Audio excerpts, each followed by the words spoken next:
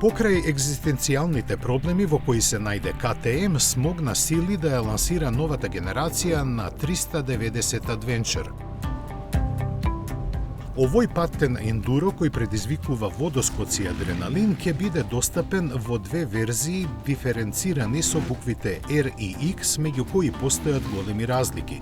Покрај тоа што се врв во понудата во класата, релативно мали и лесни за возење моторцикли, заедничко им е што за нив ќе треба возачка дозвола од А2 категорија. За справување со груб терен, тркалата се од 21 инч напред и 18 назад, а одот на ослонувањето е 230 мм. Седиштето е поставено на високи 870 мм, а рамката е дводелна решеткаста. Спортските атрибути преовладуваат насекаде, што го дозволуваат максималните 45 конски сили, а опционално е достапен и со систем за брзи измени на 6 степени на пренос без употреба на спојката.